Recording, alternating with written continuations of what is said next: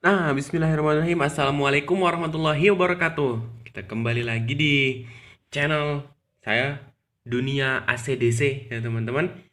Namun pada kesempatan kali ini kita akan membahas tentang bagaimana sih cara untuk mendapatkan sinyal atau membangun wifi di daerah pelosok yang tidak ada sinyal sama sekali, yang jaraknya jauh ke kota. Nah, kita akan belajar bagaimana membangun wifi di daerah pelosok tersebut. Oke. Namun untuk video kali ini hanya sebatas miniatur atau simulasi saja. Untuk realisasinya nanti di video berikutnya saya akan bikinkan bagaimana praktek pembuatannya secara langsung. Oke, teman-teman.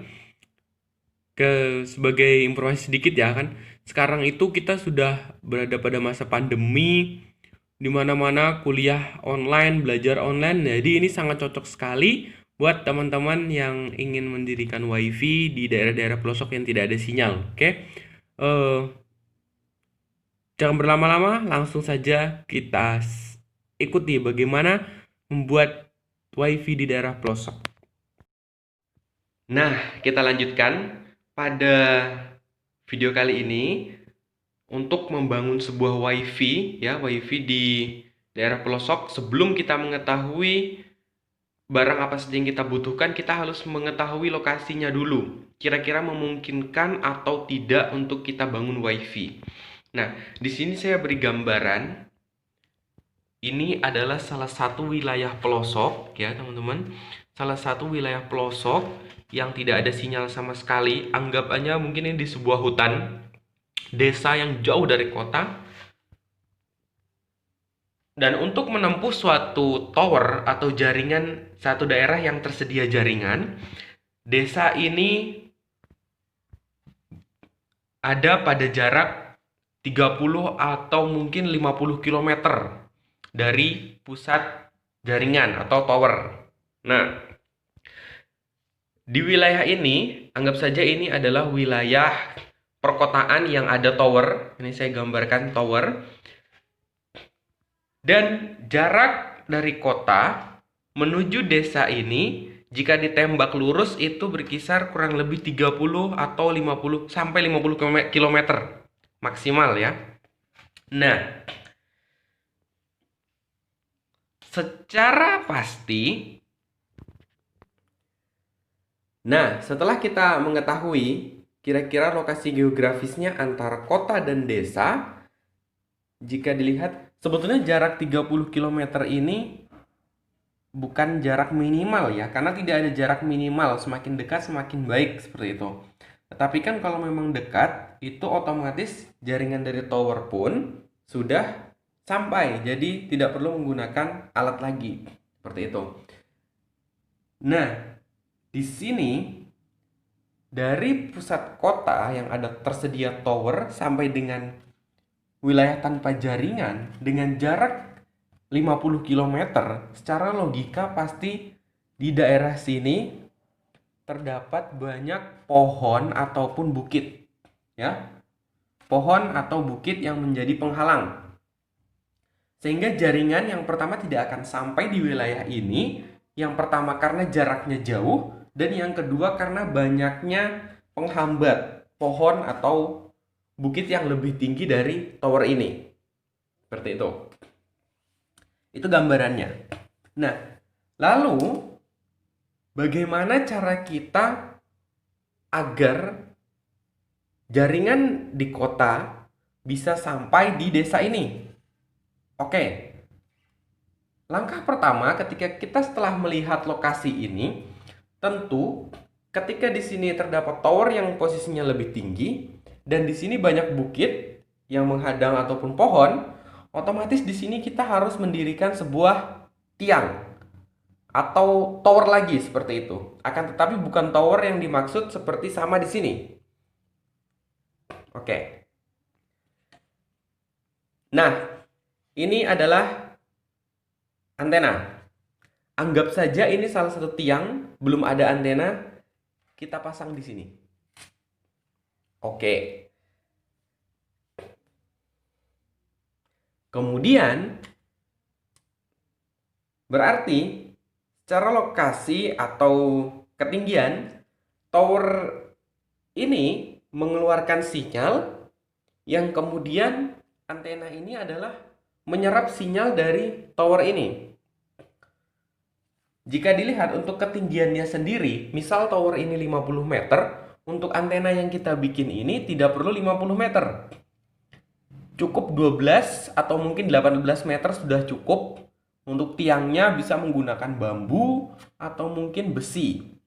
Nah, kenapa ini tidak harus tinggi? Karena jaringan dari sini sudah dipancarkan, jadi walaupun di tengah-tengahnya kedua ini masih ada bukit yang lebih tinggi atau pohon yang lebih tinggi, sinyal masih dapat ditangkap oleh antena kita. Nah, paham ya?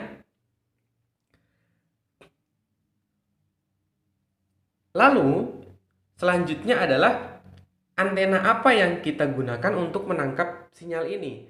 Dan kemudian bagaimana gambaran dari antena ini, kemudian jaringan bisa ada dalam suatu desa ini berupa WiFi. Oke. Nah, sebelum kita membahas cara kerja dari antena ke jaringan ke dalam sebuah desa ini, kita akan periksa dulu, kita akan cek kebutuhannya apa saja alat yang diperlukan untuk menangkap sinyal dari kota sana jauh sampai dengan ke desa sini. Alat apa aja, jenisnya apa, kita akan pahami dulu.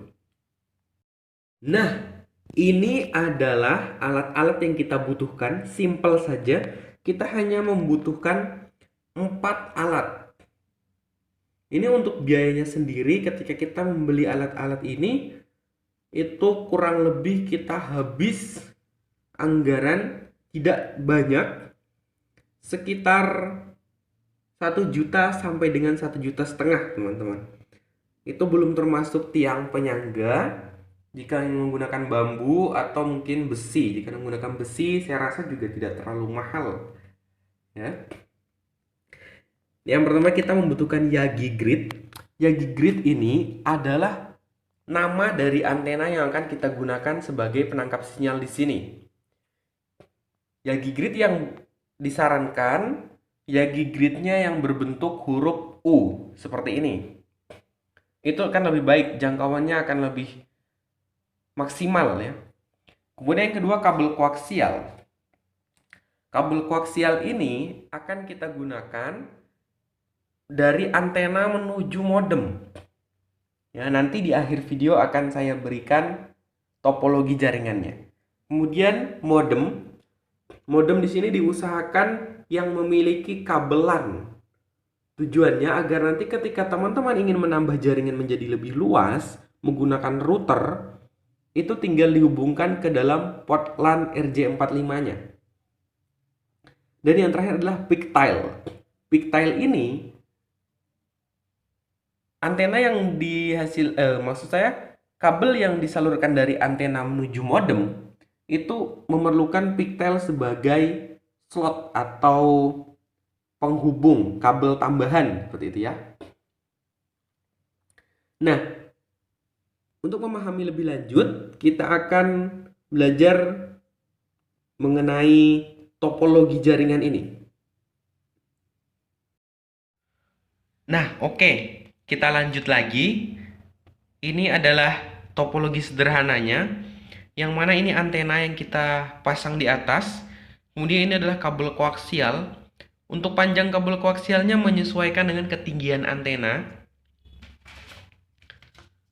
Kabel koaksial. Kemudian kita lihat adalah pigtail. Nah, pigtail itu secara singkatnya, secara gampangnya, itu hanyalah kabel untuk mencabang kabel koaksial ini menjadi 2. Jadi 2 pin. Sehingga kita butuhkan modem dan 2 pin ini untuk masuk ke dalam modem. Itu karena di modem pinnya 2, sehingga kita membutuhkan pigtail ini. Nah, kemudian ini adalah modem yang diisi dengan kartu perdana, kartu internet. Sehingga tapi dia sudah mengeluarkan WiFi. Sehingga kinerja modem di sini tetap menggunakan provider atau kartu internet, ya. Akan tetapi untuk keluarannya berupa jaringan WiFi, sehingga kita tidak lagi memerlukan kartu untuk di handphone kita, karena untuk ke handphone kita juga tidak ada sinyal, susah ya. Tidak efektif jika kabel ini kita masukkan ke dalam handphone. Sehingga efektifnya kabel ini kita masukkan ke modem, kemudian modem ini yang mengeluarkan WiFi, dan kita bisa mengecek jaringannya dari handphone menggunakan sinyal WiFi yang dikeluarkan oleh modem ini. Nah, sehingga di lingkungan tersebut sudah bisa dijangkau dengan jaringan internet yang bisa terjangkau sesuai kapasitas modem ini. Jika teman-teman ingin menambahkan jaringan yang lebih jauh, misalnya mencakup lebih dari 200 meter, tinggal bisa ditambahkan router di sini, yang kemudian router ini terhubung dengan kabel via modem ini, atau tidak dengan kabel juga bisa, akan tetapi spesifikasi routernya disesuaikan. Nah, kemudian di sini menggunakan WiFi lagi. Jadi seperti itu teman-teman. Pada dasarnya itu sangat sederhana. Ini kita menggunakan alat-alat yang sudah tersedia di pasaran. Jika kita ingin membuat alat sendiri juga ada. Mungkin di lain video nanti saya akan berbagi bagaimana cara kita membuat antena sendiri. Akan tetapi kalau untuk modem kita tidak bisa membuat, kita harus membeli di pasar ya. Nah, jadi seperti itu teman-teman. Ini adalah gambarannya. Dan ini kira-kira miniaturnya lah ya, seperti itu. Nah, ini untuk peralatannya, silahkan dilihat lagi. Kalau teman-teman masih kurang jelas dari video saya, karena saya rasa penjelasan saya ini masih banyak yang kurang, silahkan komen di kolom komentar. Nanti saya akan bersedia untuk membantu ya. Karena ini merupakan pengalaman pribadi saya di desa saya yang jauh dari kota. Oh ya, sedikit informasi teman-teman. Kendala yang paling sering terjadi ketika kita menggunakan WiFi di daerah ini, di daerah yang pelosok ini, WiFi-nya sudah bagus, itu ketika terjadi mendung atau gelap, nah itu seringkali sinyalnya tidak hilang, akan tetapi kualitas jaringan itu berkurang. Nah, jadi ketika mendung kualitas jaringan itu berkurang, akan tetapi ketika hujan deras sekali itu kualitas jaringan baik. Nah, itu yang saya alami seperti itu. Jadi saat mendung gelap itu jaringan yang berkurang kualitasnya. Tetapi di saat hujan jaringan baik. Nah, mungkin juga akan muncul dari teman-teman ya pertanyaan. Kan ini di pelosok gitu. Ini di pelosok kita menggunakan modem. Misalnya di pelosok itu tidak ada listrik, tidak ada PLN. Lalu bagaimana kita mengaktifkan modem ini dengan daya listrik gitu. Nah, di lain video saya akan bagikan bagaimana cara kita membuat listrik dengan biaya yang murah untuk di pelosok dan tahan lama gitu ya. Namun untuk saat ini untuk membuat jaringannya dulu. Kalau misal teman-teman, ini sebagai informasi juga, kalau misalnya mungkin berpikir di sini listrik susah dan tidak sangat susah sekali, teman-teman bisa gunakan modem yang seperti MiFi, itu modem MiFi yang kotak kecil. Nah, itu juga bisa digunakan, tetapi untuk jaringannya dan kemampuannya tidak dapat digunakan untuk banyak orang. Seperti itu. Nanti di lain video saya akan berikan tips bagaimana membuat listrik sederhana yang mampu digunakan untuk mengecas HP dan untuk mengecas laptop atau mengaktifkan modem ini dengan biaya yang murah ya teman-teman. Nah, ini videonya segitu dulu. Jika ada yang ditanyakan, silahkan di komen di kolom komentar. Insya Allah saya siap membantu ya. Jangan lupa di subscribe, karena subscribe itu gratis. Dan dengan subscribe kalian bisa membantu channel ini untuk terus berkembang. Terima kasih.